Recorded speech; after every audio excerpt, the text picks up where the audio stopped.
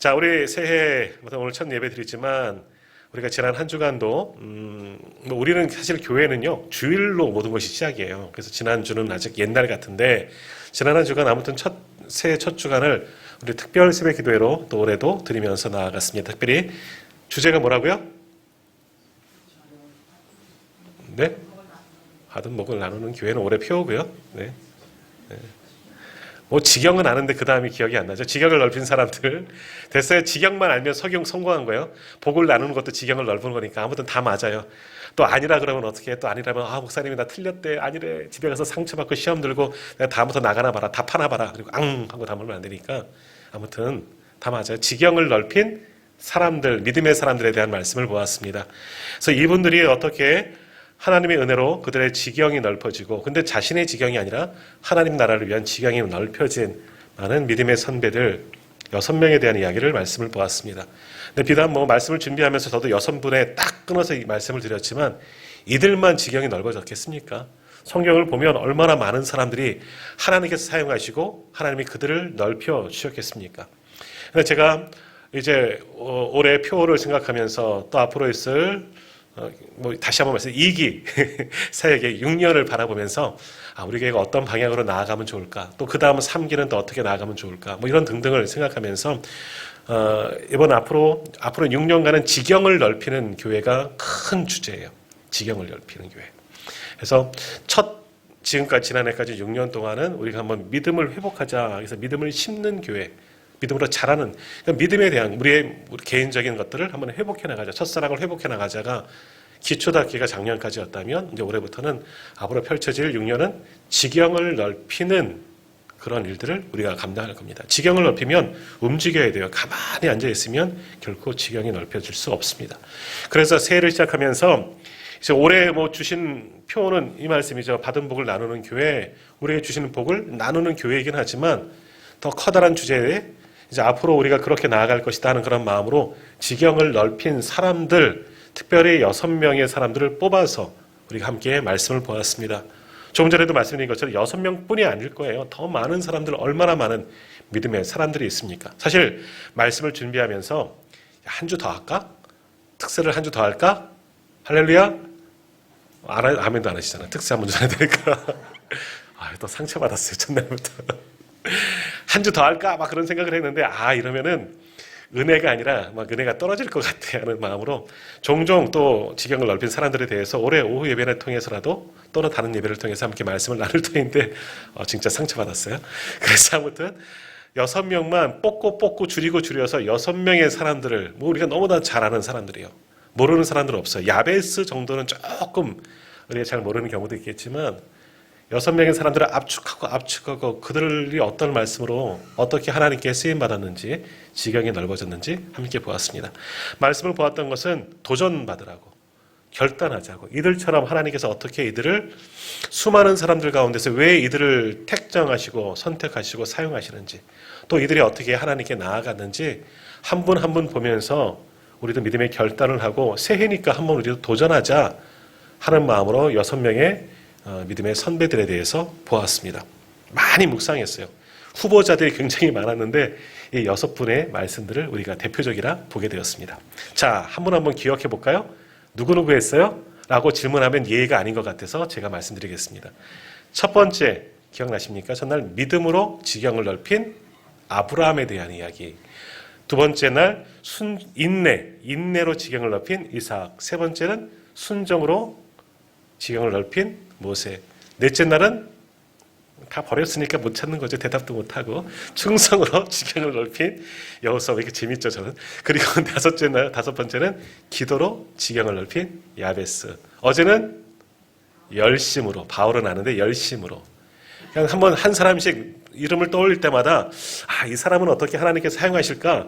저는 말씀을 준비하기 전에 사실은 지난 12월부터 우리 이제 장로님들과 목회 계획 나눌 때부터 계속 고민했어요. 이것에 대한 주제를 먼저 세워놓고 후보들을 세워놓고 저 나름대로 이분들이 어떻게 하나님께 쓰임 받았을까 한 분 한 분 생각하면서 계속해서 고민하고 나름대로 묵상을 하는 거예요. 그래서 이분은 바로 이면 때문에 하나님께 쓰임 받았구나. 제가 특세 때 말씀을 드렸나 모르겠지만 여러 번 제가 말씀드렸기 때문에 우리 명성교회 김삼환 목사님 그런 고백하셨다 그러잖아요. 어떤 분이 찾아와서 목사님은 어떻게 이렇게 큰 교회 하시게 됐습니까? 명성교회 역사가 얼마큼 되는 줄 아세요? 수백 년 아니에요. 40 몇 년일 거예요. 제가 기억하기로는. 뭐 남의 교회라 잘 모르겠지만 40 몇 년, 50년도 안 됐어요. 40 몇 년 만에 우리나라에서 우리 장로교단에서 두 번째로 큰 교회죠. 인천 주안 장로교회가 여기를 사실 잘 몰라요. 인천 주안 장로교회가 우리나라에서 장로교 중에서는 제일 통합측 제일 큰 교회 10만 명이 넘습니다. 두 번째가 명성교회, 그다음에 소망교회, 영락교회 뭐 이렇게 등등 세문안교회 등등등등 가겠지만 크기가 중요한 것이 아니라 아무튼 어떤 분이 김삼환 목사님께 여쭤봤대요. 목사님은 어떻게 이렇게 큰 교회를 이루는 축복을 받았습니까? 그 비결이 뭡니까? 어떻게 목회해야지 저도 소위 말하는 이렇게 큰 은혜롭게 좀 이게 좀 세속적이지만 목회에 성공할 수 있겠습니까? 물어왔다는 거예요. 김삼환 목사님이 가만히 생각하다가 글쎄 나 잘 모르겠는데 하나님께서 그거를 이뻐하셨던 것 같아 하면서 한 이야기가 뭐예요? 옛날에 전도사 시절 시골에서 그냥 그 어려운 게 미자리 교회 전도사부터 시작을 하셨던 거예요. 그러면서 그 교회에서 예배드리는데 어느 날 비가 억수로 쏟아지는 날 어떻게 됩니까? 비가 막 쏟아지는데 옛날 양철 슬레이트. 근데 교회는 아마 흙으로 어떻게 지어졌다나 봐요. 근데 그게 새 갖고 목사님 주무시다가 목사님 집도 이제 양철 슬레이트 다다다다다 이거 교회가 자다가 벌떡 일어나서 교회가 걱정되셨다는 거예요. 그래서 교회를 가봤더니 바로 옆이잖아요. 천장에서 비가 새는데 난리가 난 거죠. 진흙도 툭툭툭툭 떨어지면서 여기저기 양동이를 갖다 놔도 할 수 없을 정도로. 그래서 어떻게 막막한 거예요. 그래서 그 떨어지는 그 진흙, 물과 진흙이 막 떨어지는데 그것을 목사님께서 몸소 어깨로 다 막으셨다는 거예요. 다 막을 수는 없겠죠. 제일 많이 떨어지는 데 가서 어깨로 이렇게 다 그 떨어지는 진흙 물을 그거 받으면서 주여, 주의 집은 이렇게 누추해서 어찌합니까?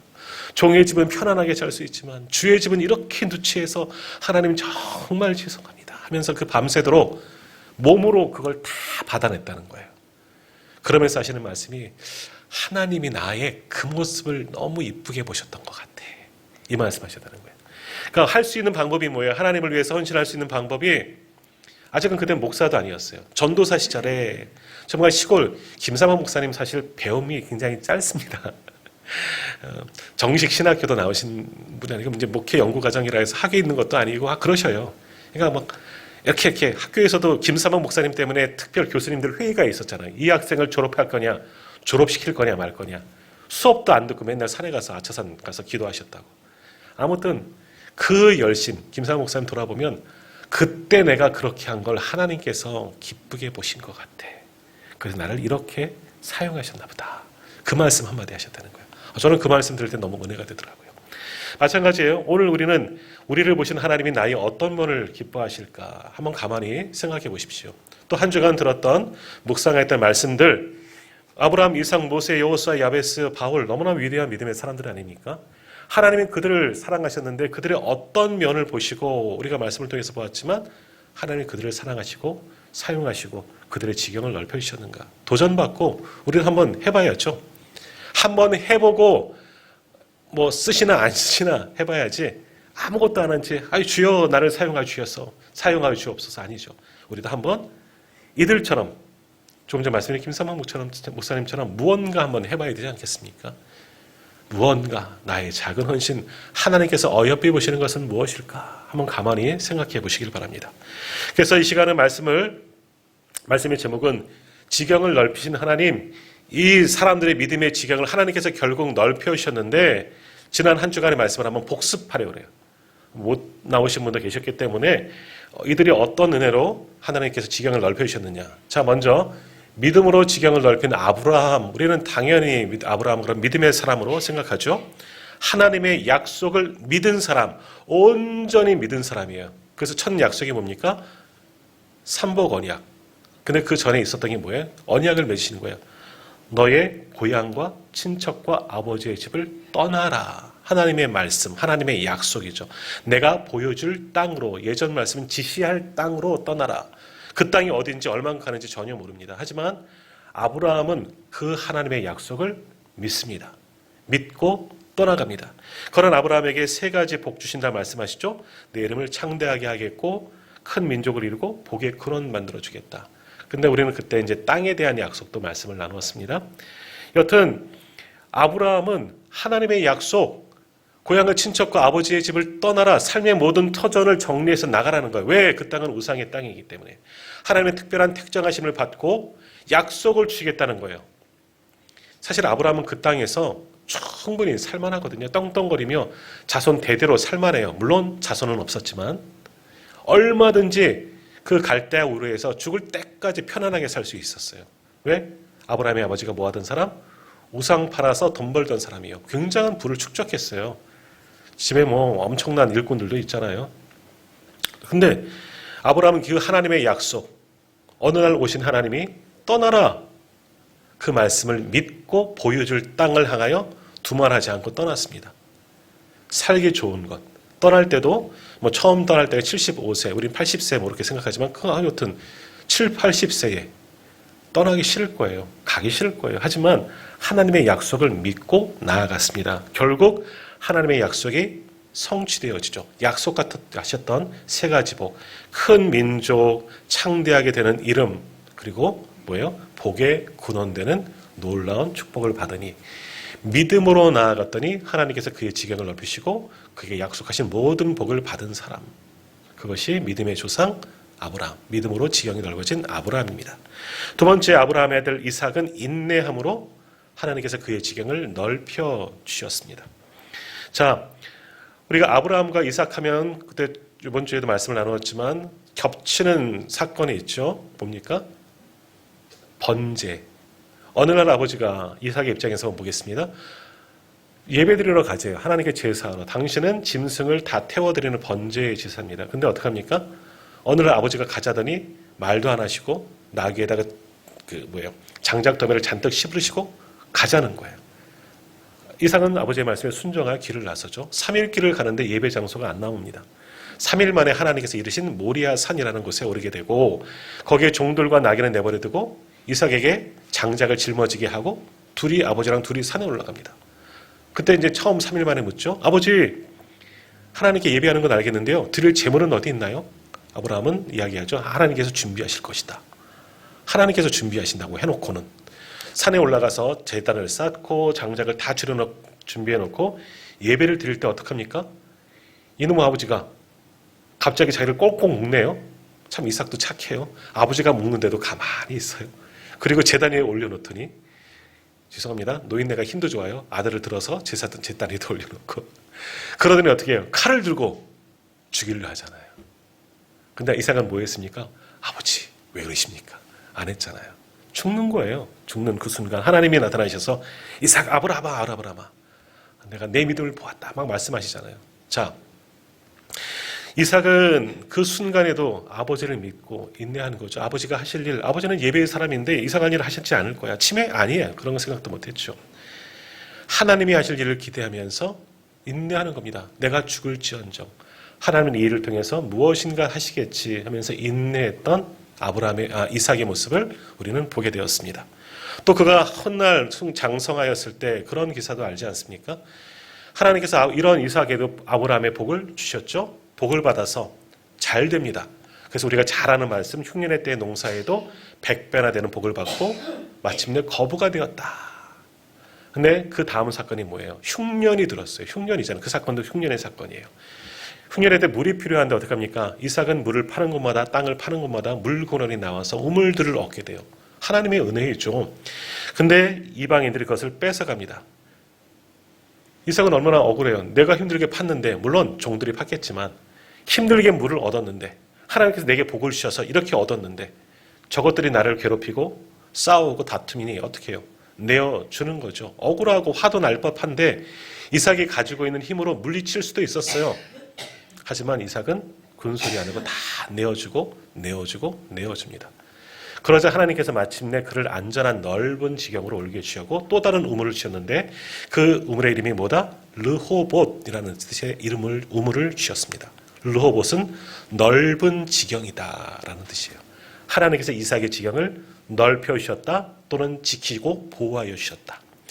하나님께서 양보하고 인내하고 참고 견디는 이삭의 그 모습을 보시고 기뻐하셔서 그 인내함으로 그의 지경을 넓혀주셨다 하는 말씀을 보았습니다. 이삭처럼 참고 견디고 인내하면 하나님께서 우리와 함께 하시고 지경을 넓혀주실 거야 하는 말씀을 우리가 묵상했습니다. 또 그 다음날 뭘 봤습니까? 그날 저녁이네요. 수요일 저녁에 순종의 사람 모세를 봤습니다. 모세 얼마나 대단한 사람입니까?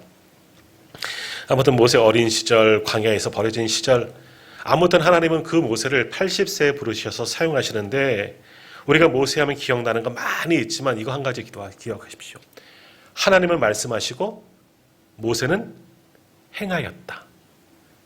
하나님은 말씀하시고 모세는 순종하였다. 출애굽 때 모세를 부르시고 모세를 바로의 궁에 보내시면서부터 그리고 마지막 모세가 죽을 때까지 모세와 하나님과의 반복되어지는 이야기는 뭐냐? 하나님은 말씀하시는 분, 모세는 움직이는 사람. 그러니까 하나님은 말씀하시고 모세는 순종했어요. 하나님의 말씀하신 그대로 준행하였다. 성막을 만들 때에도 하나님께서 말씀하신 대로 준행하였더라. 계속해서 반복합니다. 물론 믿음의 사람들 다 순종했어요. 하지만 모세 대표적인 사람이에요. 하나님은 말씀하시고 모세는 행하였다. 순종하였다. 그 순종함이 그를 출애굽의 영으로 출애굽을 이끈 민족의 영도자로 아주 귀하게 사용하시고 지경을 넓히셨다는 거죠. 모세 순종의 사람입니다. 순종. 어느 누구보다도 하나님께 순종했던 순종의 사람이었음을 기억하자 하는 말씀을 나누었죠. 그 다음 모세의 후계자 여호수아를 봤습니다. 여호수아는 제가 소망, 군인 되고 싶다 그런 이야기도 드렸잖아요. 여호수아는 어찌 보면 군인이에요. 군인. 실제로 적들과 가나안 정복 때까지 항상 선두에서 앞서 싸웠던 장군 여호수아를 기억합니다. 역시 군인들에게 필요한 것이 충성이에요. 요즘에 우리 자녀들 군대 이제 보내놓고 우리 다빈이도 이제 벌써 갔다 왔지만 이 아이들이 요즘에 군인 아이들 보면 옛날엔 군인 아저씨지만 요즘엔 군인 아이들이잖아. 얘네들이 나라를 지킬 수 있을까? 염려도 들죠. 군인에게 절대 필요한 것이 충성인데. 근데 여호수아는 정말 하나님께 충성한 거예요. 사람이 아닌 요즘에 서울의 봄인가 그거 보니까 이것도 화가 나지요. 한데 그럴 때도 정말 얼마나 사람들에게 충성합니까? 권세에 충성합니까? 하지만 여호수아는 그렇지 않았어요. 사람이 가는 길이 아니라 하나님이 이끄시는 길, 사람 앞에 충성이 아니라 하나님 앞에 충성했던 여호수아를 우리는 말씀을 통해서 봅니다. 대표적인 예가 뭡니까? 가나안 정탐꾼. 12명의 지파가 사람들이 가죠. 10명은 아닙니다. 가나안 땅은 좋은 땅 맞지만 그들은 강대합니다. 우리는 그 앞에 메뚜기 같습니다. 절대로 정복할 수 없습니다. 부정적인 보고. 그러나 달랑 두 사람 여호수아와 갈렙 아닙니다. 하나님이 우리와 함께 하시면 우리는 능히 그 땅을 정복할 수 있습니다. 그들은 우리의 밥입니다. 먹입니다. 담대했던 충성스러운 사람. 하나님 앞에 이러한 충성을 보시고 어여삐 보시고 하나님은 그를 선택하셔서 하나님의 사람 삼으셨다. 중간에 또 여러 가지 일들이 있지만 그래서 여호수아의 마지막 유언이 뭡니까? 오직 나와 내 집은 여호와를 섬기겠노라. 나는 끝까지 우리 후손들과 함께 하나님께만 충성하겠다. 이 말씀이잖아요. 하나님께 충성으로 그의 지경이 넓혀진 여호수아를 우리가 말씀을 통해서 보았습니다. 또 이분은 우리가 좀 모를 수 있어요. 야베스란 책이 있어요. 제가 다음 주에 우리 사랑방 리더들에게 다 나눠드리겠습니다. 야베스의 기도. 혹시 있으세요? 책? 있으신 분도 있고 없으신 분도 있고 되게 얇은 책이에요. 제가 나눠드릴 테니까 읽고 돌려보시기 바랍니다. 야베스의 책, 야베스의 기도라는 기도가 아닌 분이 아니죠. 야베스라는 분이 있습니다. 성경에 딱 2절 역대상 4장에 나와요. 8절, 9절과 10절인가요? 8절과 9절인가요? 헷갈리네요. 아무튼 거기에 뭐라 그럽니까? 야베스는 고통, 수고라는 이름의 뜻이 있습니다. 어머니가 힘들게 낳았다. 또는 장애를 가지고 태어났다. 두 번째가 더 확실합니다. 장애를 가지고 태어났을 때 얼마나 살아갈 것이 고통스럽겠느냐. 그래서 그의 부모의 이름이 이 아이의 이름을 고통스러운 인생, 수고로운 인생, 고통수고라는 뜻으로 야베스라고 짓지요. 근데 야베스는 어떡합니까? 역대상 4장 10절에서 하나님께 기도하는 겁니다. 자신의 환경, 처지 모든 것을 하나님께 맡기며 기도하죠. 야베스가 이스라엘 하나님께 아뢰어 이르되 제가 개역 한글 예전 성경으로 읽어드릴게요. 이게 더 의미가 좋아서 야베스가 이스라엘 하나님께 아뢰어 가로되 원컨대 주께서 내게 복에 복을 더하사 나의 지경을 넓히시고 주의 손으로 나를 도우사 나로 환난을 벗어나 근심이 없게 하옵소서 하였더니 하나님이 그 구하는 것을 허락하셨더라. 야베스에는 어떻게 지경이 넓어졌느냐? 인간적인 힘이 아니에요. 자신의 능력은 아무것도 없어요. 오직 한 건 뭐예요? 하나님께 기도한 사람이에요. 기도하여서 하나님 내게 복의 복을 더하여 주옵소서, 나의 지경을 넓혀 주옵소서, 주의 손으로 나를 도와주옵소서, 환난이 없게 하옵소서. 근데 이것조차도 자신을 위한 게 아니라 하나님의 영광을 위해서 기도했다는 거예요. 하나님께서 그의 기도를 들으시고 그 구하는 것을 허락하셨더라. 야베스의 소망대로 지경을 넓혀 주셨다. 우리도 이 기도를 한번 드려보자. 오늘 집에 가셔서 다시 한번, 분명히 안 하셨을 것 같아서 우리 집에 가셔서 이거 한번 써보세요. 역대상 4장 10절. 주께서 원컨대 주께서 내게 복을 더하사 복의 복을 더하사 나의 지경을 넓히시고 주의 손으로 나를 도우사 나로 환난을 벗어나 근심이 없게 하옵소서. 이것 찬양도 있습니다. 이것 한번 우리가 함께 불렀으면 좋겠어요. 이 말씀대로 기도하십시오. 기도할 때 하나님께서 우리의 지경을 넓혀 주실 줄 믿습니다. 어제 보았던 마지막 사람, 열심을 품고 열심으로 지경이 넓어진 사도 바울에 대한 이야기 들어왔습니다. 바울, 대단한 사람이에요. 얼마나 대단한 사람이에요. 너무 축복받은 사람이죠. 하지만 자신의 가진 모든 것들은 배설물처럼 다 버려버리고 오직 예수 그리스도를 만난 이후, 다메섹 도상에서 예수님을 만난 이후 주님께 평생 충성하고 순종하고 열심으로 주와 복음을 위해서 살아간 사람이 바로 사도 바울이었다는 거예요. 그래서 당시, 지금도 사실은 세계 여행 쉽지 않잖아요. 돈이 있어도 시간이 없어서 못 가고, 시간과 돈이 있어도 건강이 안 돼서 못 가고, 여러 가지 이유 등등으로 사실은 힘들어요. 하지만 사도 바울은 다닐 수 있는 전 세계를 다니는 겁니다. 돈도 없어요. 건강도 좋지 않아요. 갈 때마다 방해하는 사람들도 만나요. 다녔다가 감옥에도 여러 번 갔어요. 하지만 전 세계를 다닙니다. 왜 다닙니까? 왜 그러한 열심을 가지고 합니까? 무엇 하려고? 복음 전하려고. 다메섹 도상에서 만난 예수님, 나의 구원자, 주님이 나의 구원자이심을 믿고 완전히 변화되어서 이제는 죽기까지 복음을 위해서 열심을 다한 사람, 마지막 죽는 그 순간까지 복음만을 위해서 열심을 낸 사람이 바로 사도 바울. 그러니 하나님께서 그를 귀하게 사용하셔서 그를 통해서 아시아와 또 유럽까지, 아니 온 세계 온누리에 복음이 전해줄 수 있는 기초를 쌓은 사람, 그가 바로 사도 바울이었다. 굉장히 지경을 넓히셨다. 더욱이 그에 남긴 편지들 성경이 되었잖아요. 얼마나 귀한 일이겠습니까? 제가 남긴 설교원가 하나 남겠습니까? 훗날에 아무것도 안 남아요. 하지만 사도 바울 얼마나 귀하게 하나님께서 사용하셨습니까?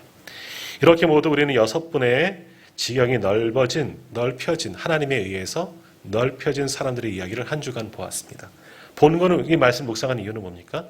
올 한 해 이들이 품었던 좋은 모습들 우리도 도전받자. 우리도 한번 이들처럼 살아가 보자. 하나님 앞에 우리가 할 수 있는 대로 정말 최선을 다해 올 한 해 한번 드려보자 라는 거예요. 믿음으로 하나님께 나아가든 인내로든지 순종으로든지 충성으로든지 어떠한 면이든지 하나님 보시기에 내가 하나님 앞에 하나 이쁜 구석이 있어야 되지 않겠습니까? 그거예요. 하나님 앞에 하나님이 지금 나를 보면 뭘 이뻐하실까? 이렇게 말씀을 드리고 있지만 저도 가만히 한번 생각해 봤어요. 이쁜 구석이 하나도 없는 것 같아요. 지금까지 나름대로 이렇게 왔는데 가만히 생각해 보니까 하나님은 나를 뭘 이뻐하실까? 야, 너는 이쁜 게 하나도 없냐? 그러실 것 같아요. 우리 성도님들은 어떻습니까? 무엇을 하나님께서 이쁘게 보실까? 오늘 김남자 권사님이 2층에 올라오셨어요. 성가대 연습하러. 그것을 하나님께서 이쁘게 보시지 않았을까 하는 생각을 해봅니다. 오늘 다른 분들도 마찬가지예요. 오늘 새해 첫 주, 또 지난 한 주간 힘들지만 어렵지만 열심히 새벽 제단을 쌓고, 또 오늘도 남들은 이 피곤한 오후 가지만 끝까지 남아있는 것도 하나님께서 기뻐하실 거 아니겠습니까? 아무튼 뭘 하나 하더라도 하나님 앞에 내가 무언가 인정받는 것, 오늘 아침 말씀처럼 인지심을 받는 것, 하나는 있어야 되지 않겠습니까? 그게 뭘까? 한번 가만히 생각해 보십시오. 내가 정말 하나님께 무엇 하나, 야, 너 그거 잘하네? 아니면 제가 이제 아이들한테 이런 말 하면 안 되는데, 너 잘하는 것도 있네? 그거라도 있었으면 좋겠어요. 야, 너도 잘하는 게 있구나. 내가 그것 인정해 줄게. 하나님께 한 건 그런 말씀이라도 들어봤으면 좋겠습니다. 올 한 해 한번 하나님께서 나의 어떤 면이 좋을지 한번 만들어 봅시다. 지금까지 있으신 분도 계시겠지만 아무리 생각해도 기억이 안 나는 저와 같은 사람들은 하나님 보시기에 이쁜 구석 하나씩은 한번 올해 만들어 봅시다. 그럴 때 하나님께서 우리의 지경을 넓혀 주실 줄 믿습니다. 자, 오늘 이 말씀을 요약한 이유가 뭐냐? 공통점이 하나 있어요. 말씀을 제가 준비하면서 저도 묵상하면서 보았더니 여러 가지 다양한 면으로 각자 나름대로 하나님께서 보시기에 귀한 모습들이 있었죠. 아브라함은 믿음, 모세는 순종, 여호수아는 충성, 등등. 이들은 그 모습으로 하나님께 인정받아서 지경이 넓어진 하나님의 사람들이 되었습니다. 근데 이분들을 다 보았더니 이분들 말고도 성경에 나오는 모든 하나님의 사용하시는 사람들을 보면 공통점이 하나 있는 거예요. 뭘까요? 하나님이 동행하여 주셨어요. 결국은 하나님이 이들과 함께 하셨기 때문에 그들의 지경이 넓어졌다는 거예요. 반대적인 의미는 뭡니까? 이들도 하나님과 함께 했다는 거예요. 하나님 앞에서 코람데오 하나님 앞에 서 있습니다. 이 마음으로 살아간 거예요. 모든 분들이 다. 6분의 믿음이 하나님께서 인정하시고 그들의 지경이 넓어진 것, 그들을 귀하게 쓰임받은 것, 사실은 그들의 개개인의 능력이 아닙니다. 남들보다 뛰어난 무언가 있기 때문에, 남들보다 잘하는 무언가가 있기 때문에 물론 있지요. 그러나 하나님은 그것 때문에 그것들을 사용하신 게 아니에요. 무엇? 하나님을 향한 믿음, 하나님과 동행하기 때문에 하나님도 그들과 동행하여 주셔서 그들의 지경이 넓어지게 되었다라는 거예요. 그러니까 우리는 결론 낼 수가 있죠. 성경에서 하나님께서 쓰시는 사람이 누굽니까? 하나님과 함께하는 사람을 쓰는 거예요. 우리도 마찬가지잖아요. 나와 누구랑 같이 일하고 싶습니까? 나 무슨 일을 할 때 누구랑 같이 하고 싶습니까? 늘 나와 함께하는 사람과 하기 편하잖아요. 나랑 마음도 통하고 생각도 비슷하고 살아가는 것도 비슷한 사람들. 그러니까 나랑 통하는 사람과, 다시 말하면 통한다는 건 뭐예요? 나와 늘 가까이 하는 사람과 뭐든지 함께하는 면 좋잖아요. 저도 시차례를 가도 어디를 가도 시차례를 예를 들면 13교회가 있고 13명의 목사님들이 계시지만 다 골고루 편하냐? 아니에요. 불편한 사람들도 있어요. 저 목사님은 좀 불편해. 아니면 저 선배님이기 때문에 너무 어려워. 하지만 저랑 나이도 비슷하고 목회 환경도 비슷하고 그런 분들하고 편해요. 그런 분들하고는 속마음도 꼭 이야기할 때가 있죠. 마찬가지입니다. 하나님의 마음에 합하려면 우리가 하나님의 마음을 알고 하나님께 가까이 가야 되는 거예요. 하나님과 늘 동행하는 사람도 하나님을 사용하시는 거죠. 그리고 하나님도 그들과 동행하신 줄 믿습니다. 여기서 잠깐, 제가 좀 말 빠르지 않아요? 흥분하면 말 빨라진 것 같아요. 그래, 다 들으신 줄 믿습니다. 네. 주무시기 전에 빨리 끝내려고. 아무튼 하나님이 사용하시는 사람, 하나님이 지경을 넓히는 사람은 누구냐? 하나님과 함께하는 사람이에요. 하나님과 함께하는 사람. 내 실력이 부족해도, 내가 가진 것이 없어도, 내가 능력이 없어도 상관없어요. 하나님과 함께하는 사람, 하나님께 매달리는 사람은 하나님께서 함께하시는 줄 믿습니다. 많은 믿음의 사람들 보세요. 조금 전에 나왔던 6사람들 사실은 가만 돌아보면 별거 아니에요. 인간적으로 모습을 보면 별거 아니에요. 아유, 아버지 우상 만들 사람 그 밑에서 우상 같이 만들지 않았겠습니까? 아브라함. 이삭 맨날 양보만 하네. 아이고, 줏대도 없이 지 가진 거 있는데 그게 대단해요. 모세 도망자잖아요. 살인자잖아요. 그때 사용되어질 나이 80세의 노인이에요. 광야에서 아무 말도 입이 둔해졌잖아요.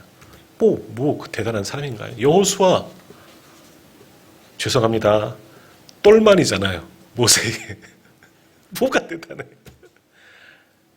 야베스는 장애가 있고, 바울도, 내가 바울보다 한 가지 잘한 건 있어요. 바울은 장가도 못 갔는데 전 장가도 갔잖아요.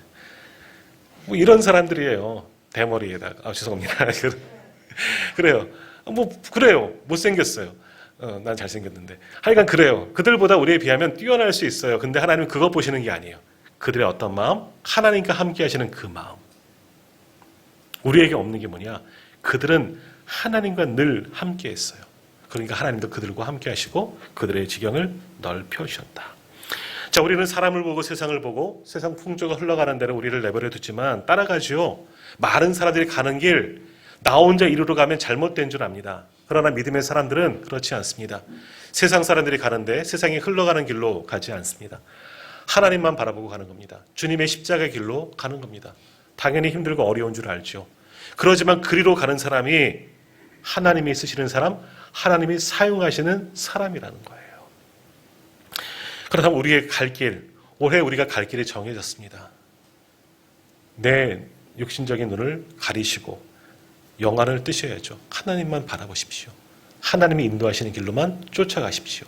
그럼 우리도 하나님의 손에 언젠가는 붙들리고 야, 너 여기까지 따라온 것이 용하다 하시면서 우리를 귀하게 사용하지는 않을까, 그런 생각들을 해보게 됩니다. 그러니까 지금 우리가 묵상했던 6명의 사람들만이 아니라 성경에 나오는 모든 믿음의 사람들은 사실 개개인적으로 뛰어나서 사용한 것이 아니라 하나님의 특별한 은혜였다는 거죠. 그들의 그 모습, 하나님만 바라보는 그 모습을 보시고 그들을 아름답고 귀하게 사용하셔서 그들의 지경을 넓혀 주셨습니다. 자, 그러면 그들의 지경을 넓히시는 하나님, 오늘 말씀입니다. 어떠한 하나님이십니까?